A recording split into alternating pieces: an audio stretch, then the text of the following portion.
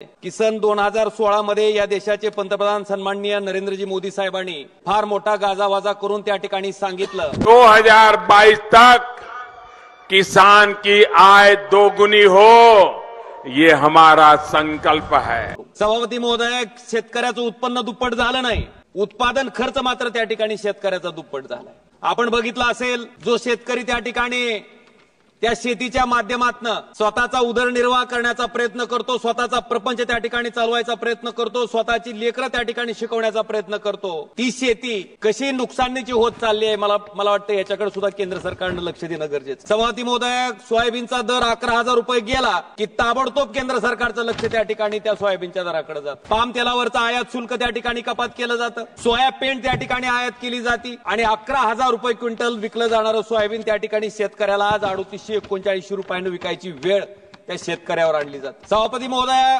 कांद्याचा दर वाढला, लगेच कांद्याच्या निर्यातीवर त्या ठिकाणी बंदी आणली जाते आणि कांद्याचे दर सुद्धा त्या ठिकाणी पाडले जाते। सभापती महोदय, जसं उद्योगपतीला एक सिमेंटचं पोतं तयार केलं, स्टील तयार केलं, त्यावेळेस त्याच्यावर किती नफा घ्यायचा आहे याचा अधिकार आहे। मला वाटतं त्याच पद्धतीनं शेतकऱ्यानं स्वतःच्या रक्ताचं पाणी करून, हाडाची काढ करून जे सोयाबीन पिकवलंय, जे पीक पिकवलंय, त्या पिकावर सुद्धा त्याला किमान त्याचा प्रपंच चालावा इतका नफा मिळवण्याचा अधिकार त्या ठिकाणी आहे।